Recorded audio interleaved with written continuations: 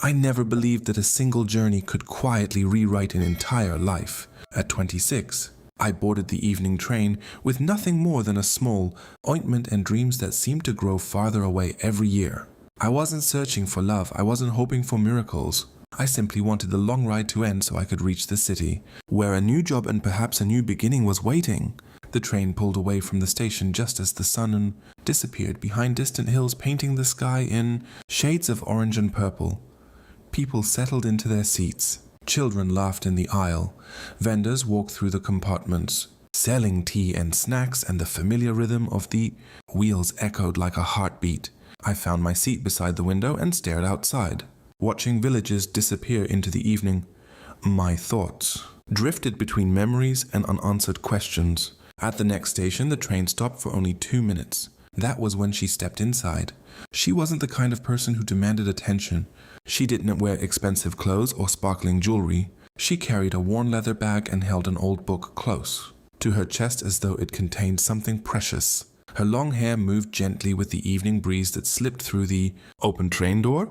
She looked around quietly before taking the empty seat directly across from me. For a brief second our eyes met. She smiled.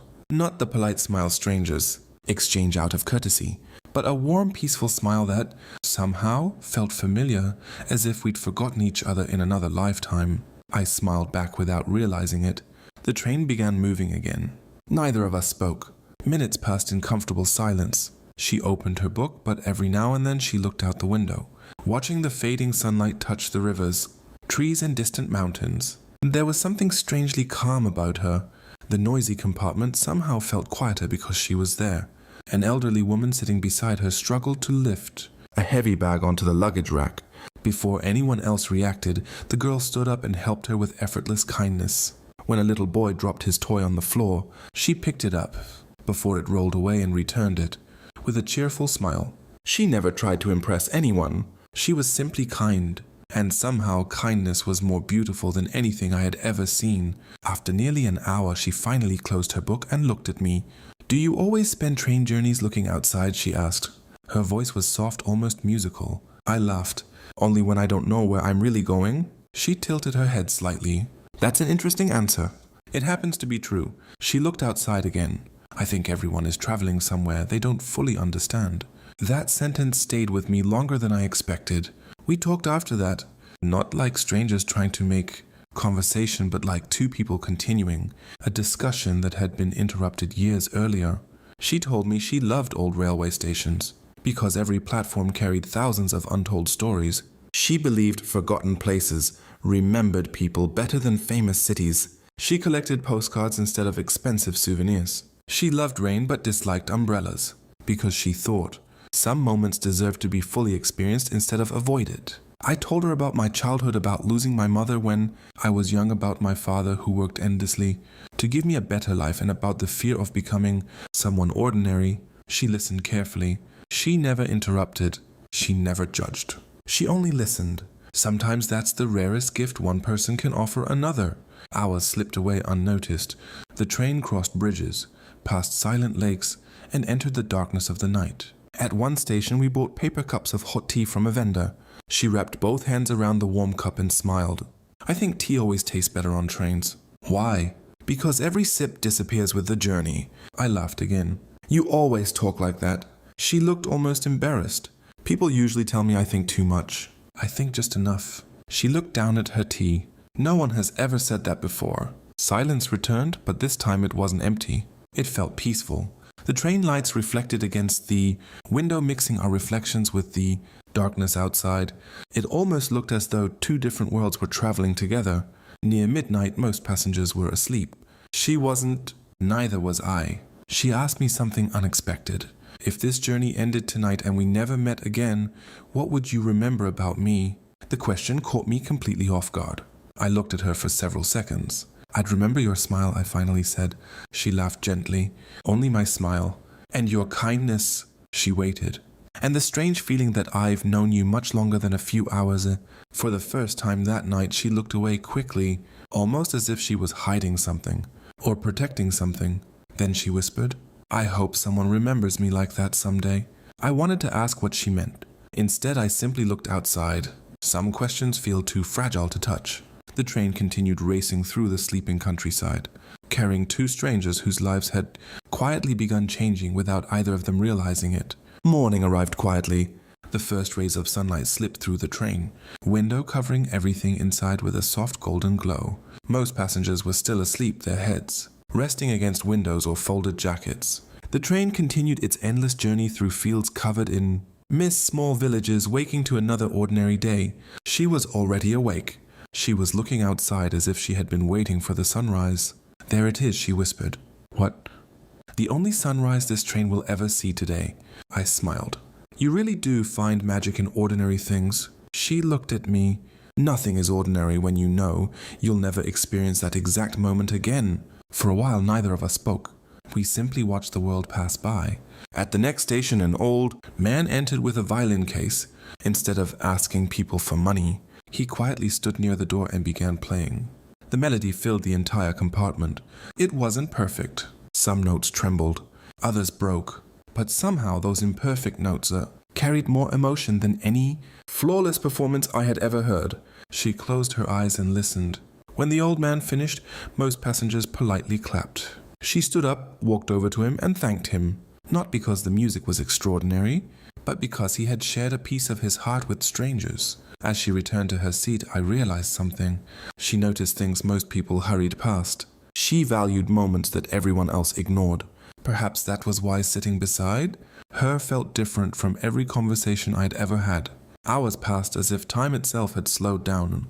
We spoke about dreams we had never confessed to anyone. She admitted she had always wanted to write a book. Not because she wanted fame, but because she hoped one stranger somewhere in the world might read her words on a lonely night and feel less alone. I confessed that I feared becoming successful without becoming happy. She smiled. People spend their whole lives chasing the wrong destination. And what's the right destination? She looked outside before answering. A place where your heart becomes quieter instead of louder. I thought about that for a long time. When lunch arrived, we shared the food we had packed. She laughed after tasting my homemade sandwiches. "I think your cooking is better than your philosophy." My philosophy wasn't that bad. It wasn't. She smiled again. It was just unfinished. That afternoon, clouds covered the sky. Rain began falling against the windows. Tiny drops raced each other across the glass while distant mountains slowly disappeared behind silver curtains of rain. She rested her forehead against the window. "I wish journeys could last forever." I looked at her. "Wouldn't we eventually get tired?" She shook her head. "No? Why not?" "Because the people matter more than the destination." I wanted to tell her that I understood exactly what she meant, but saying it aloud somehow felt too dangerous. Instead, I asked something I had been wondering all night. "What's your name?" She became unusually quiet. For several seconds, she simply watched the rain. Then she smiled gently. "Does it matter?" I laughed.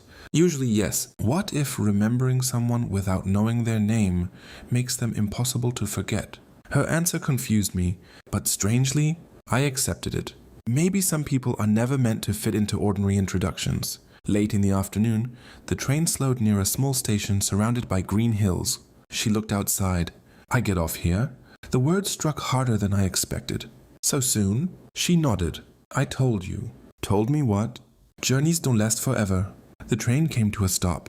Passengers began collecting their bags. My heart suddenly felt heavier than it had only moments earlier. She stood, picked up her old leather bag, held the same worn book against her chest. Then she looked back at me. "I'm glad we met." I wanted to say so many things. "Could I have your phone number? Where do you live?